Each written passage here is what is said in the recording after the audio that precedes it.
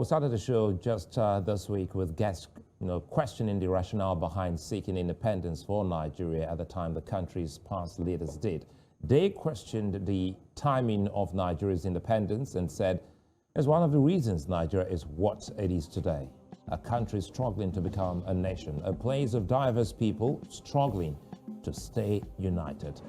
As Nigeria looks forward to celebrating its 61st independence anniversary, we are staying on the need to build a better country through understanding where Nigeria is standing more than 6 decades since its freedom. Welcome to Village Square Africa. I'm Sulaiman.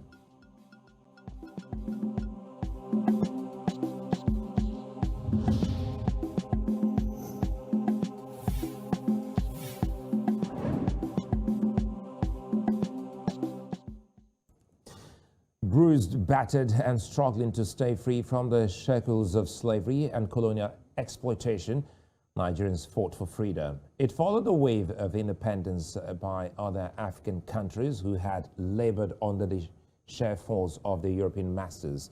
Many Nigerians couldn't question the idea of independence, but on an afterthought, there are counter-questions on the readiness of the country at the time.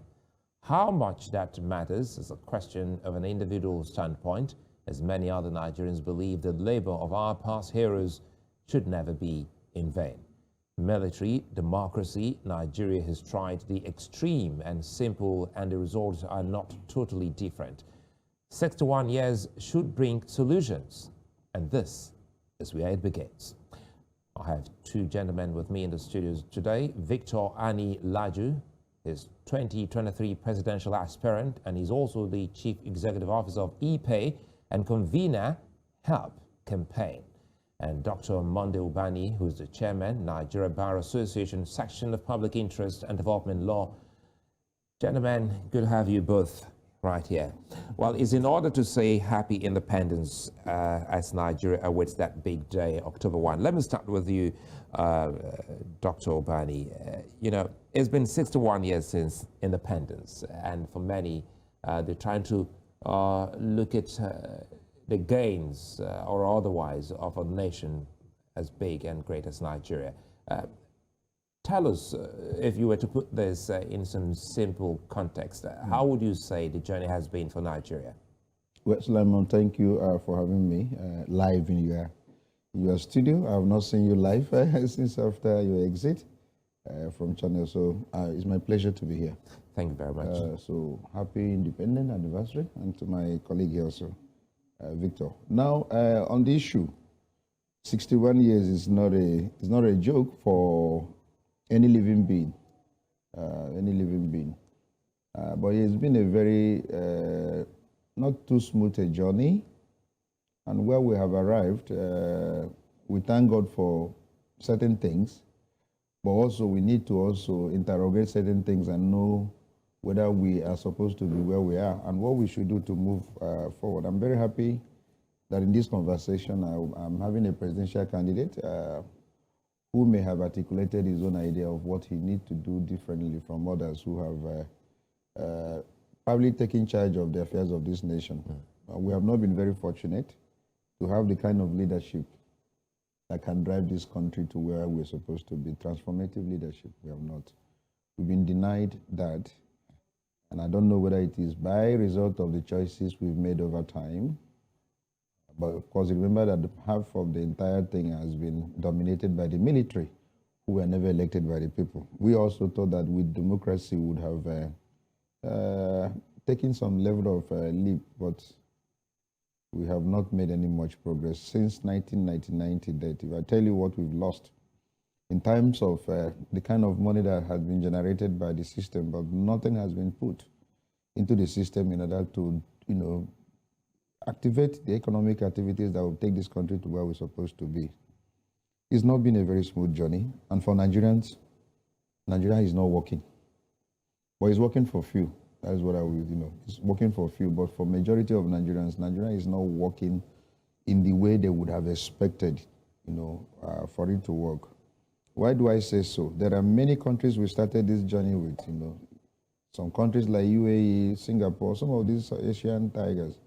If you see where these countries are now in terms of development, human capital, basic infrastructure. They are so far away that it will take nothing less than 100 years if we were to catch up. And that means they have to wait before we catch up. But I doubt whether we can be able, in terms of catching up with them.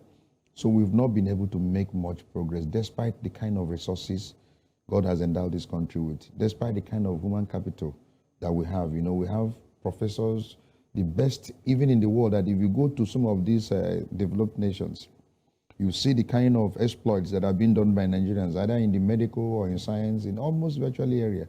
They are doing so well. But when we come to this environment, we have not seen, the replication of such, reformative leadership. I'll come back to you, yes. because you've just, for those who know you, definitely they can understand that this is not the kind of man you see in Ubani when he speaks. It then means that you're pained by what this has meant for Nigeria. And you also said something about the good, that you can get in Nigeria, to the extent that you're asking the question, what's wrong with the environment that has caused this kind of retrogression, to the extent that when these same people go out of Nigeria, they flourish.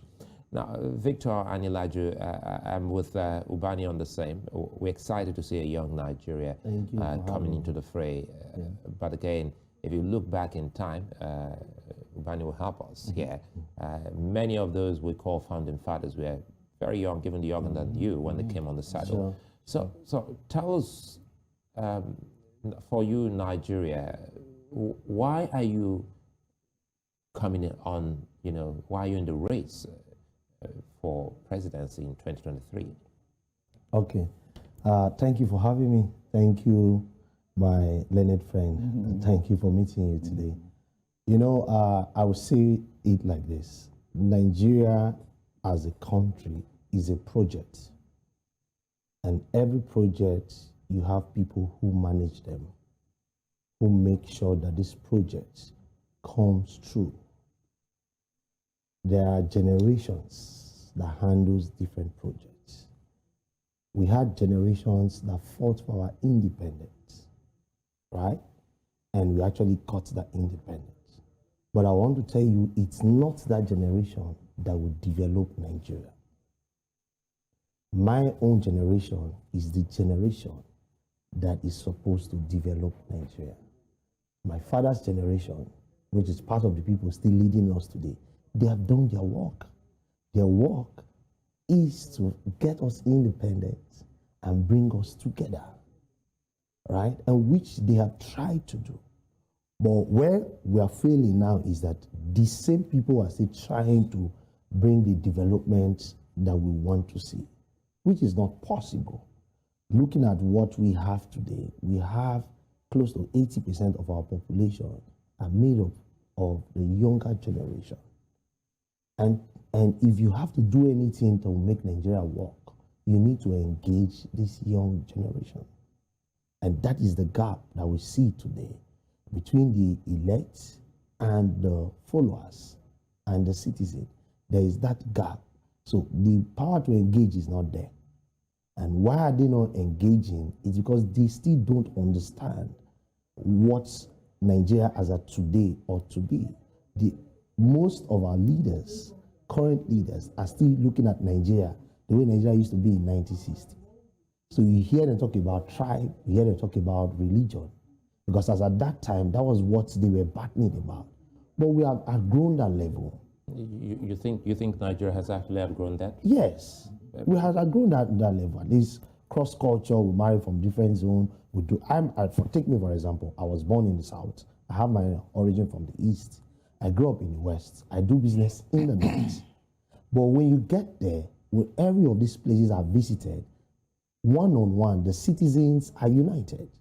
But when you look at those leading us, their terms, the way they talk, is still divisive. It's still talking about zoning, talks about tribe, talk about religion, and Nigerians have grown beyond that. And we are still being dragged backward because the generation that ought to take us forward have not yet emerged. That's why my brother here is talking about visionary leadership. And that's what visionary leadership is all about. Visionary leadership is that leader that can look forward and say, this is where we ought to be, and take us there. Let me bring back Dr. Ubani. You know, listen to Victor. I have something, you know, that bothers, you know, me as well as some other Nigerians and even Africans, and it has to do with our culture, and it also has to do with where we're coming from. Looking at the leaders who fought for independence, we can actually, you know, throw away their efforts. We should also, quite frankly, appreciate their efforts. It comes back to what Ubani said earlier, but if you look at it critically, Nigeria is a country that has, in its own peculiarity, a whole lot that, you know, shows the enormous potential as highlighted by you. And if not what President Buhari said lately about the declaration of a no-fly zone in Taraba State, a lot of people didn't even know that there existed some other mineral potential that people were actually stealing from Taraba State. So it tells you that the country is so blessed. So tell us, how is it that Nigeria, in the midst of plenty and these, you know, fantastic men and women you highlighted in your opening, Nigeria is still where it is? Thank you. I'm very happy and excited by the enthusiasm of Victor, and then saying that his own generation is the generation that will deliver Nigeria and take us to the promised land. The prayer point for me, if we can have a generation that can lift us from where we are presently. Let's go back to 1960 when our leaders, you know, got us political independence. You know, you have actually taken time to say, let's eulogize them, let's praise them and appreciate them for what they did. Well, there was no sitting down to say, okay, when we get this independence, what next? You know, where are we taking the country to? And in order not to allow what precipitated the military intervention, because if they were really, you know, after the country and taking the country to where they had wanted the country to be, that would have been the next line of action. But they just wanted a while to go so that they can have that, you know, flag independence without any planning. So sitting down to say, this is where we should take the country to after we have gotten. And that's why immediately after the political independence, personal and regional interest, you know, cropped up. And you know where it led us to, you know, remember Operation Wait, all manner of things, crises that had left the military with no choice other than to intervene. And then the military's intervention actually retarded our growth. Because from 1960 to 1966, despite all the crises, despite the fact that they never sat down to plan where they would take Nigeria to, there was some level of competition, there was some level of development. It was even recorded that between 63 and 66, the Eastern region was one of the fastest growing economy. Yes, sir, it's in the history. The competition was so much, was so tense. The Hausa Fulanis were, you know, really, you know, competing with the West. Of course, remember that the first television in Africa was here. In Africa? Yes, in sir. Africa? Yes, the first television. The same thing with the first stadium. Yeah, the first radio station and all that. That was under Wafemi Awolowo. He was the premier of the Southwest. The Western region. The Western region. So I think then it was just 4 regions. Yes, 4 regions. The Eastern region, the Northern, and then of course the Midwest. Yes. And they were all competing. Come and see competition. University of Nigeria came up, University of Lagos, you know, OAU, that Obafemi will leave, you know, they were calling it University of Ife. Then, you know, Abu Zaria came up.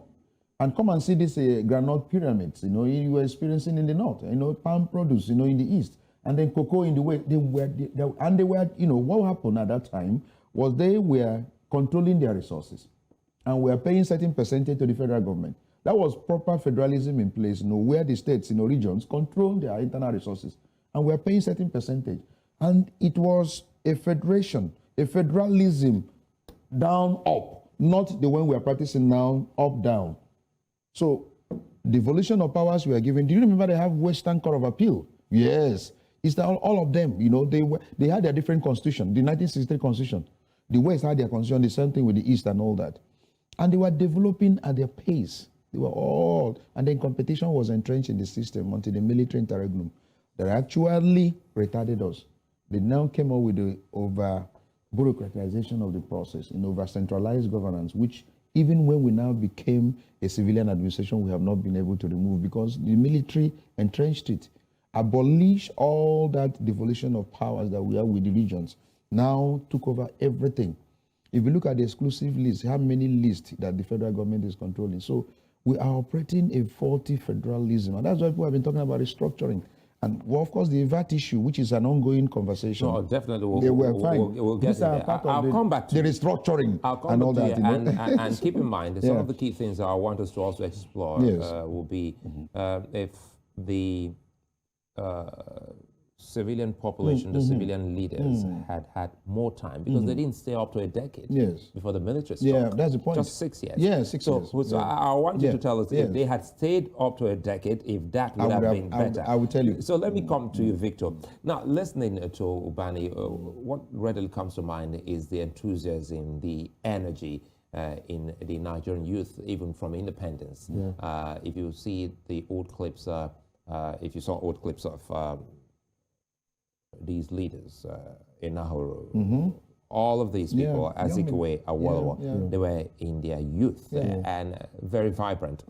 Do you think, because now you said something which Ubani has said amen to, but many Nigerians and Africans watching will also want to know why you felt, or why you so feel that your generation will take Nigeria to where it is. What are those key attributes your generation of Nigeria, have that those who got us independence never had? Okay, so one of those attributes could be the passion of being united. Like I said to you, I think I am connected to all parts of this country as of today. Whenever I go to the north, the alliance is very easy, especially with the young people. I'm saying this not to make the older generation look bad per se, but I'm just speaking from my own personal experience. Absolutely. And when you want to relate with the older generation, there's this attitude of where is he from? Who is he? But when you want to relate to the younger generation, they care less. As far as you are happy, you are there with an idea, you are there with a solution, they embrace you. I did my last year, December, from 2018. I've been spending my Christmas in the north. People I've never met before, people who don't know me before, the acceptance is so strong. And if you will point me to say, if you even look at the entertainment industry, you look at the sectors where you have more of the young people, you will find out that they don't talk about tribe, zone, or religion, or where are you from, what's your name. No, we are united. That's one. Then key. Then number two, we have visions. We have ideas. If you look at the few sectors today that we can say it's doing well a bit, coming from the banking sector, you look at the banking sector and the IT sector, those are one of those two sectors I would say Nigeria is doing well about. They are made up of young people, and you could see that's why those sectors are thriving. Well, when we carry that same energy into governance, you will see it. It will be obvious that there's this fresh air of transformation that have embraced our economy. Well, I'll come back to you so that we can also, expatiate more, especially about the, because some still think that we have two categories of young Nigerians. Those like yourself who are vibrant, who have this vision of a new Nigeria, and those who also believe that there are other quick ways to get themselves busy. So I'll come back to asking you how you think that these people, if they're also a part of this, new Nigeria we're talking about. So, Dr. Ubani, quickly here, we're trying to understand, before we start talking about some key solutions, because the issues can't be exhausted on the show today. At what point did we get it wrong? Because the military struck, as you highlighted, and these are also Nigerians. And they were there till about 1979. Yes. Too long a time. Tell us, did the Nigerian politician get corrupted by the military, or the military got corrupted by the first set of politicians who came with the parliamentary system at the inception of independence in 1960? What actually changes a society is may not necessarily be the system of governance. I have read of nations, that were under the military, and they experienced transformation, and the kind of changes those countries now has actually built upon to where they are today. If you remember that Singapore, or the man that emerged, that took the country, formulated some policies that we wouldn't consider democratic. It dealt with some certain persons. Anyone that stood on his part, he got him out, in order to achieve his goal of building a very strong nation. And he took the country from the third world to the first world. And that's Lee Kuan Yew. Yeah, if you go to Singapore, he's finer than most of these developed economies. It's the first world. It is just transformative leadership. So the military also that took over did not have any plan. There was no plan. They were also corrupted by some of those variables, tribalism, self-interest, and all that. Remember that it was Gowon that took, when Aguirre was killed. I think that one did not last up to 3 or 4 months. Gowon took over, and he's a very young man, and surrounded by certain cabals too. He was there till the 70s when he was overthrown by Moritala. Moritala was killed by Dimka, and then the next person that took over was Obasanjo. Obasanjo was the unwilling leader. Remember that there was no time he planned to take over administration, so mistakes here and there until finally handed over to Shagari. Shagari was not allowed before this same Buhari came and then overthrew the government. Then from Buhari to Babangida, from Babangida to Abacha, from Abacha to Absalam. You see, there was no proper, there's no coordination. It was all error and trial and error. So a country cannot make progress that way.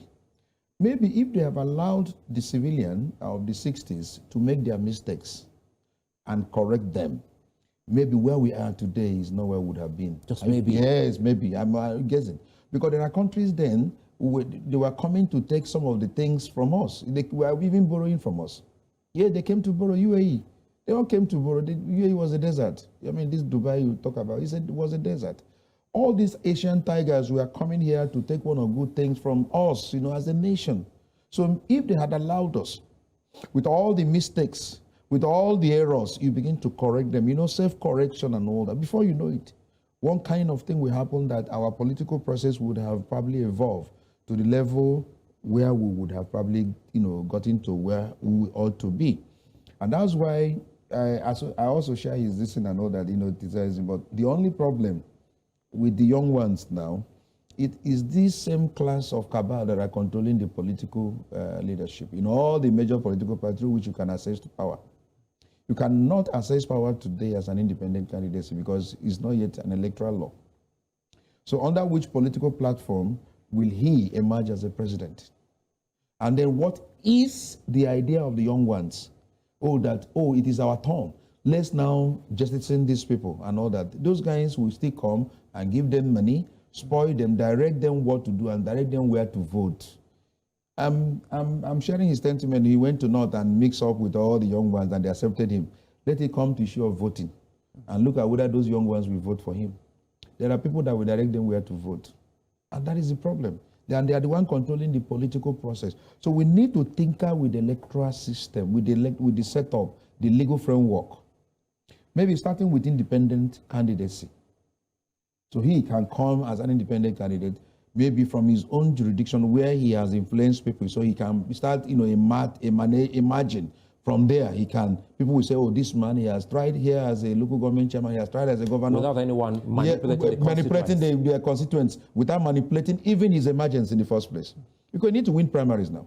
And you know how these guys, look at the congresses they're having. I belong to, I mix up with these guys, and I see what they do. Already they're holding parallel congresses. If you see how they manipulate even the electoral, the primary election, before you emerge to be a candidate for the general election, they manipulate it.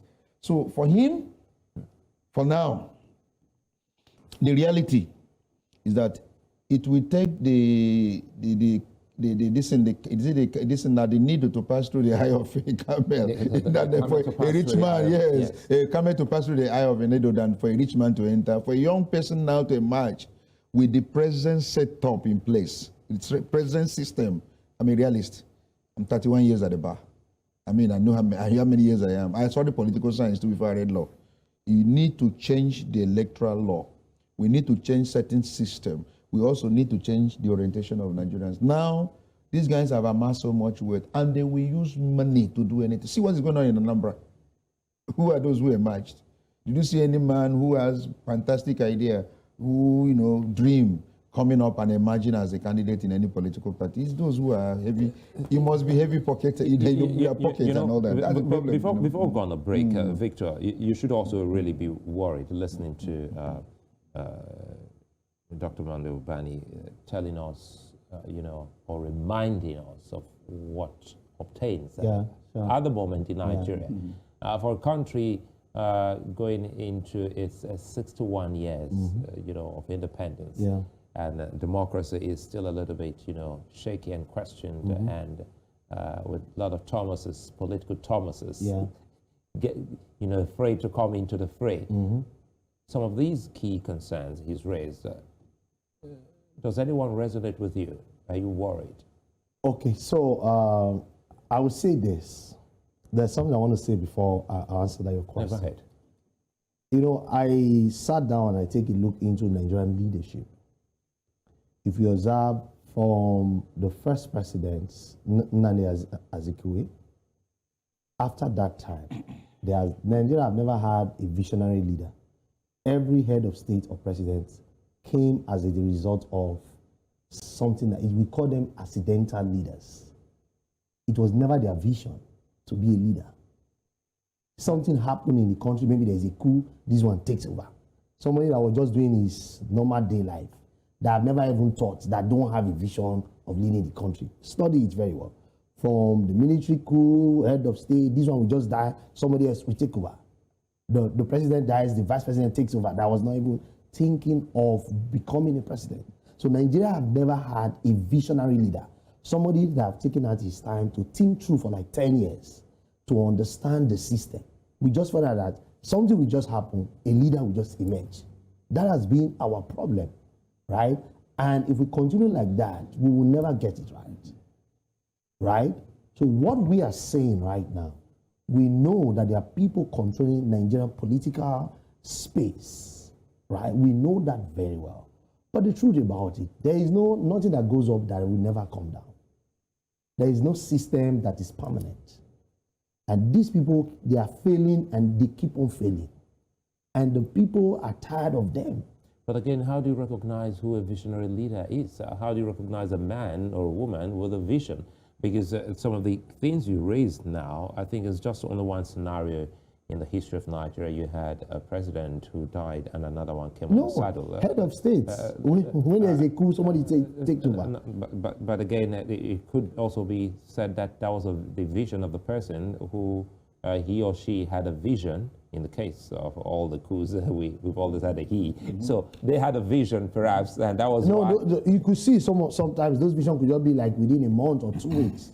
That someone would just say, oh, fine, we can take this guy off and take over power. We've not really had a visionary leader that sat down to say, I've been studying Nigeria. If you follow all my write-up, my tweets, everything I've been doing, I've been on this feed about becoming the president of Nigeria for over 10 years. I have taken our time to look at where to start from, where to go to, what are the fears, what are the possibilities, right? And I can tell you in one word, Nigeria as a country is set for a new set of people to take over leadership. Well, we'll take a break. When we'll come back, Victor will be telling us why he thinks and that these set of people are ready and what we can see in them to show their readiness. And of course, Dr. Ubani will also be helping us break them into bits and pieces on how well Nigeria can have a better system, especially in terms of the electoral process that can throw up some truly concerned individuals to steer the ship of the nation. That's when we return.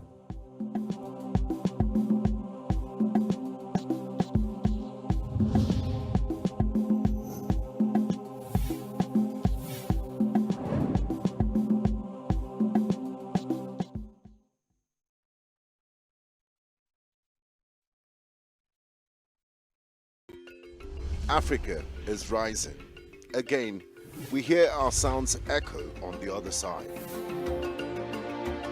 Afrobeat and Afropop reinvented, hip life brought back to life, new energy infused into Kwaito and Kwela. Africa is balling. Every stroke, every shot, every raise, we find our place at the top. Taking the helm of real power, new hopes for democracies. A breed of entrepreneurial tigers, audacious storytellers, and a promising generation raring to go. Truly, Africa is rising. And this is where the stories that define our continent live.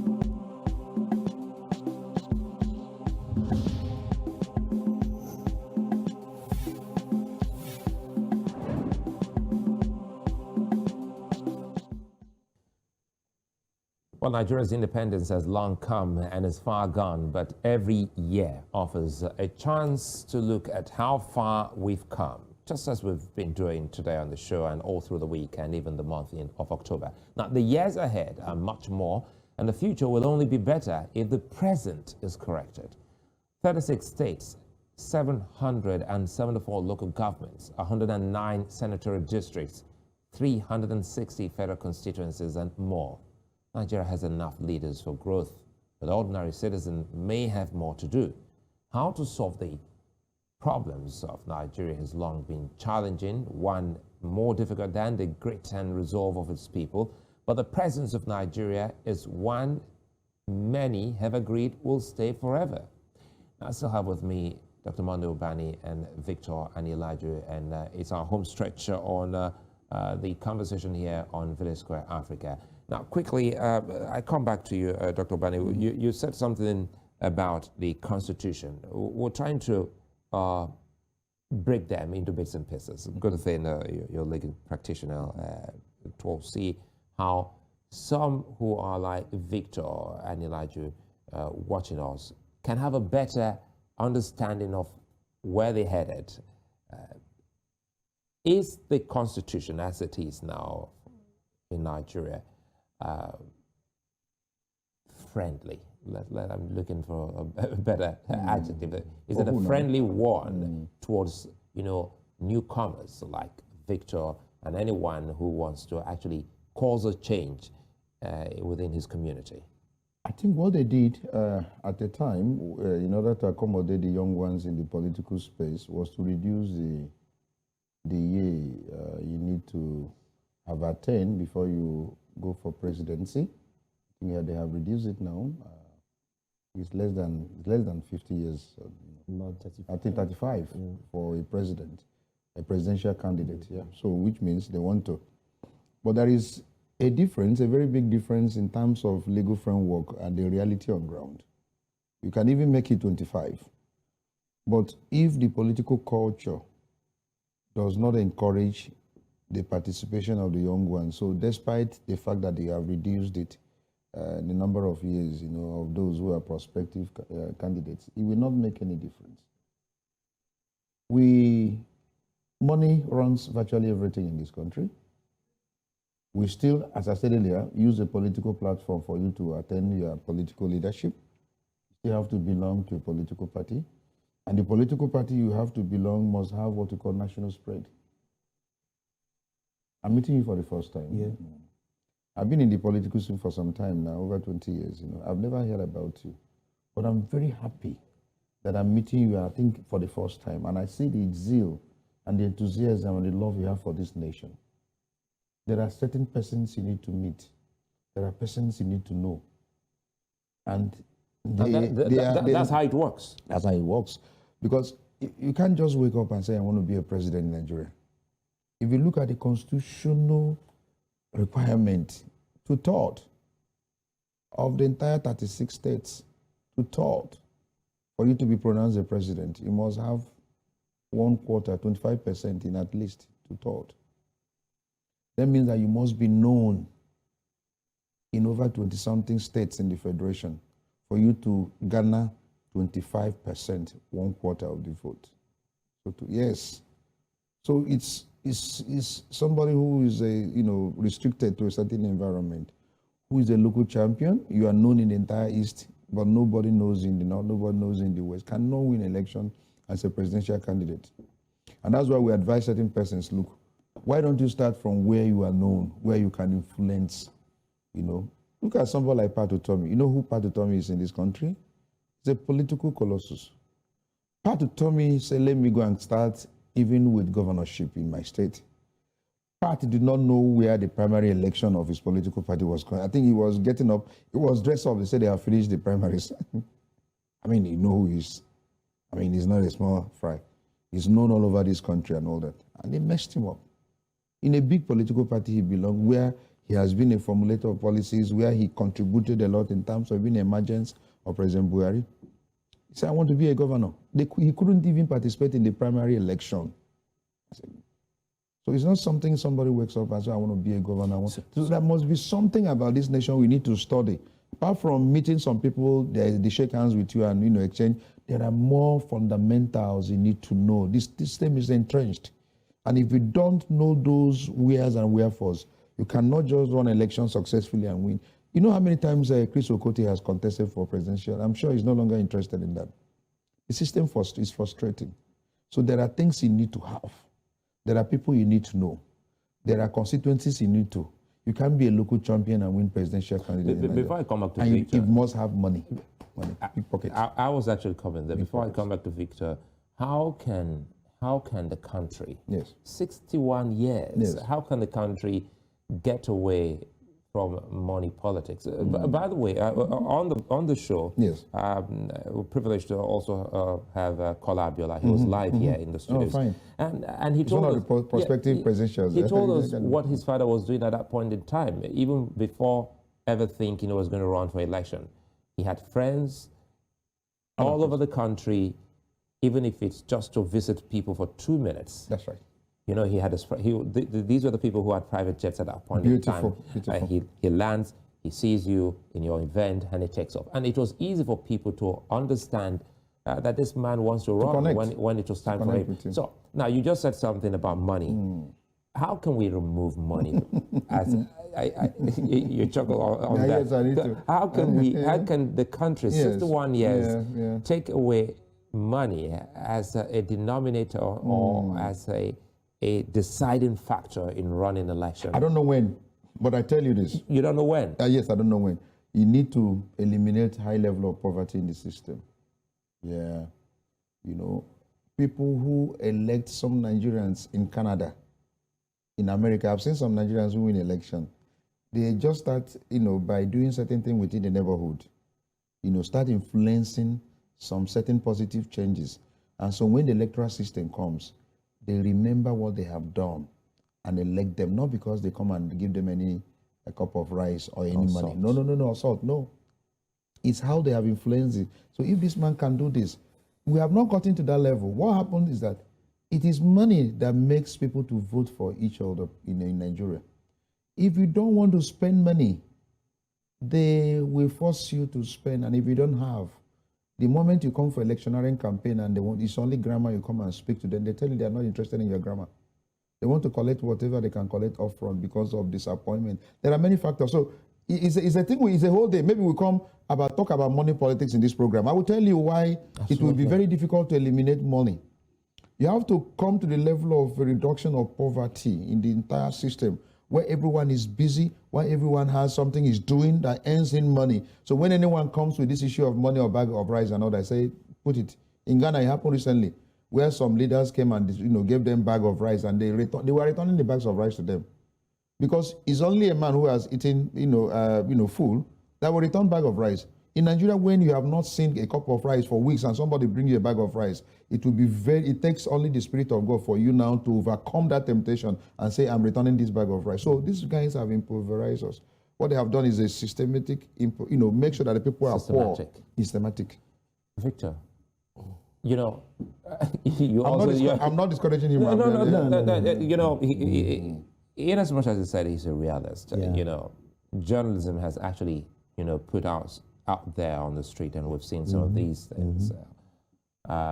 But again, how ready is the Nigerian youth of today to rejig the system to the extent that these anomalies Dr. Ubani has highlighted are taken out? So, I've heard him, and what he said is correct. He has facts from what he's saying. But I want to draw your attention to too many things. Go ahead. Just to one personally for myself. I started a business called ePay. I started it from my room. As at the time I got my license from MasterCard and Visa card, I was the first in Nigeria, first in West Africa. I had a lot of big banks who told me then that it's not possible. But today, those banks are partnering with me. Go check. The likes of First Bank, they are my partners. Right? Let me take you back to what just happened in the NSAS. No politician, and what's it called? The old politician thought something like that could ever happen. But it happened. It happened well organized. We organized it very well articulated. Funds were coming, and even CBN and the government, they were scared. I will tell you, our problem has never been fund. Our problem is lack of idea. We don't lack funds. No, we lack idea. I said that. He hasn't said funding. No, sir. He's talking about I said that. Money politics. Yeah, I said that to go forward. Poverty. I said that to go forward. All right, go ahead. Now, as a person, what am I doing today? What am I doing today? Let me just tell you one. My company, ePay, we have built an app that can employ over 40 million Nigerians. And I'm launching it. I'm launching it at my 40th birthday. This isn't about a minute. Allow me to go forward. I want us to take it back to the political sphere and not the business angle of your personal business. Yes. So I'm taking it forward, right? So we have a target that between now and the election, we want to raise 40 million voters. And we've started the campaign. We are flagging off the campaign on Saturday the 2nd of October. It looked impossible, but it's possible. There are over 70 million young persons like myself in this country that is ready to change the narrative of this country. So what we are looking for is to create... I get your point. I get your point. Yeah. But again, I'm trying, so that we don't lose our train of thought. I'm trying to bring it back to his, worries, which is everybody's worry, which you already said you agree to. And it is money politics, buying the votes, feeding the hungry to make them, vote for you. Yeah. So how are you going to change that? How do we intend to change that? Is to create jobs. Create jobs. And that's what I've been doing. And that's what my focus before the election time is to create more jobs for young Nigerians. And I've been doing that in the past. I might not be known in the political space, but within the fintech industry, within the IT industry, I know I'm not a baby. I've been running a company for over 25 years. And these young Nigerians, are they registered voters? Because, you know, another problem. Yes, that is the issue. And that is why I told you. I mean, I'll let you land. Apologies, I'll let you land. You know, sometimes this whole argument can be very, very intense. Yes, intense, especially in the social media. Yeah. But of the social media, yes, you don't see. You don't get to see these people. The truth about it is that that's a half-truth. Let me give you an instance. 2019, during the registration, I was picking people with my own car from their houses, their offices, to go and register. I was able to do that with my family and friends. But guess what happened? Majority of them did not get their voters card. Why? Because these old politicians make sure that they don't get their voters card to vote them out. But we allowed it to fly. But come 2023, we will not allow it to fly. It's not as if we don't know what to do. We know, and we have started working. First thing first is to get good number of persons to register. Our present president today is in that office with just 60 million votes. And we have over 80 million young Nigerians that is thinking like myself. What we need to do is to mobilize those people. Even if we get 30 million voters, that we can say these people, even with your 10,000 naira, they cannot sway, right? Forget it. We have the winning points. But we are not saying So the president is there with how many votes? 60 million. 16. 16. 1-6. Was he didn't get up to 16? Yes. Is it not up to 16? Between 14 and within 13 and 14. No, it's not. Do you understand what I'm saying? That is something that we can produce. But what have never been there is, like you said, getting enough of us to register. And after registration, getting them to have their PVC to vote. And that is where we are taking it up. We are talking with ourselves. Our focus is the young people, because no matter what you're going to say today is that we are not putting out the older generation. What have been happening is the older generation have been working while we have been watching. But we need to change that narrative where we are working while they are advising, right? But the truth about it is we have to come to the table. And again, you also have to be careful the kind of advice you take and who you get. I know who you take the advice from. I want to respond to it's a good thing, but we must get the electoral system right, maybe with the issue of e-voting and e-transmission of the result, before the votes of these people you are banking on can count. You know, there has been this ongoing conversation and argument as to it's still on. It's still on. Even as at this morning, beautiful, said, beautiful. That's the start. For me, it's not a debate. Yeah, the government have empowered INEC to conduct election. But if the INEC electoral have law, that decision, if the law is made in order to now subject INEC to other authority before they can, transmit result electronically, it's going to be a problem. And so that's why our attention should be focused on what is presently playing out in the National Assembly, because the legal framework is key. They are saying they now want to subject INEC, contrary to the provisions of the Constitution, to NCC and to the National Assembly, Senate itself. And this is wrong. 100%. So it is important that we must also be interested in the legal framework in order for our votes to count, because these people are not ready to yield political space, even for the younger ones, And so that's why they will keep on using the old system that frustrates these young ones that want and to. That's why the whole system is failing. There are a lot of young ones who have made adequate effort, in order to engage the political, but they have been frustrated out of the space. Are you following me? And I wish you, with all these good ideas and this fantastic, I want to know you. I want to know who you are, and then probably bring you up, to a certain level also, where you will meet some more people and all that with this bright idea and this issue of employment you want to create for Nigerians, and then convert economic power into political power. That is actually what you are. You are coming from the angle of the economy. And that, look, if I do this for you guys, then give me political power. I will be able to change the entire country. So it's a good angle you are coming from. And I think that we owe this country a duty, to support people like you, to actualize your ambition in order to get the country to where we're supposed to be. Let me comment here yes, as we're closing. Yes. We're actually winding down. Okay. But let me come to you first, Victor, before I come on Because I want you to weigh in on what has happened in Zambia, because Africa is watching us today. And some of the beauty of African democracy is the kind of change that has been witnessed, where Hakainde Hichilema, the new president of Zambia, was able to, unseat the incumbent. And, for a lot of other people, and you also reminded us of what has happened in Ghana. So we're looking at what Nigeria can learn from other African democracy. Today, in South Africa, they are on the local government election, and it's so heated that you would think that it is the presidential election. So we're trying to see how we can get some of these things, as highlighted by you, looking at the constitution, looking at the electoral process, if we can actually replicate some of these things in Nigeria that has, I don't know, is Nigeria still the giant of Africa? No. Well, they physically giant. Yeah, he's a sleeping giant. Okay, for people like him, can wake Nigeria Victor, Victor, how can we wake the sleeping giant? First thing first is to allow or to assist or help or support young visionary leaders.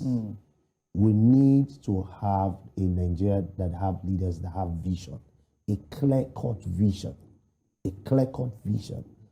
and they are ready to unite Nigeria. That is not speaking from the mouth of tribe, that is not speaking from the mouth of religion, that is not speaking from the old system, right?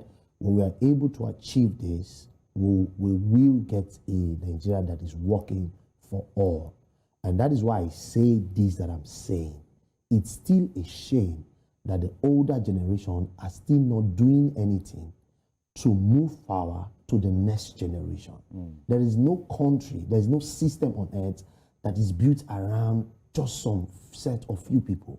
Every wise leader need to think beyond themselves, need to think the next 10 years, what will it be? The next 50 years, what will it be? Need to think generational. When you do that, you create more room for fresh ideas. You create more room for new innovation that will bring for development. Development is not a process, it's a product that have gone through a process. And the finished product is what you see, what we call today development. And number two, we need to learn how to engage our young citizens, because we made up over 75% of the population of Nigeria. If you leave the young ones behind, the country will not go anywhere.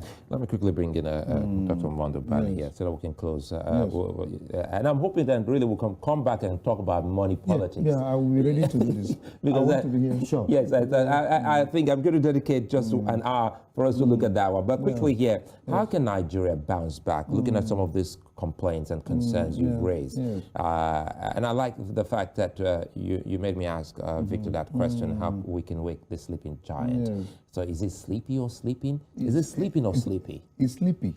It's sleepy, but it's not sleeping. So it's a little bit, we can wake him. So help us here. People like Victor, of this world, can really reawaken the entire country. I'm happy with the good story you told about the happenings in Zambia, in South Africa and all that. We need to deepen, democratic culture where people's vote can count. That has always been the problem with African continent. People's vote do not count. You have leaders who have been there for years and now ready to quit power for the younger generation, which is what he's saying. We must begin to think generational.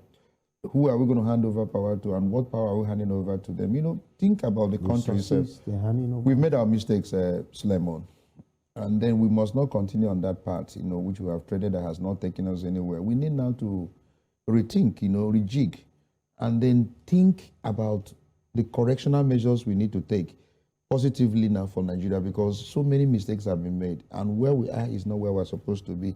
If you travel outside this country and go to some of these developed nations and see the level of life that these guys are living, you come back here, the moment you are entering the country, you start crying. There is this particular pain in your heart.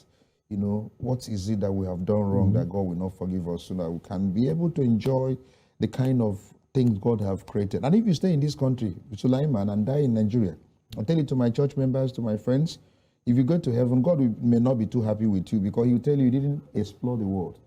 There are beautiful world out there that human beings have sat down to think generational and create a conducive environment. Nigeria is not conducive for living, because of bad leadership, but we must not allow it to continue. People like Victor and others should be encouraged so that we can take over this nation and have a country where the generation that are coming will be very proud of. We made our mistakes. We need to correct them now. That is my basic advice to generation that are born and those who are yet to be born, that we need to correct those mistakes. We have made so many mistakes and it's following us and it shouldn't continue.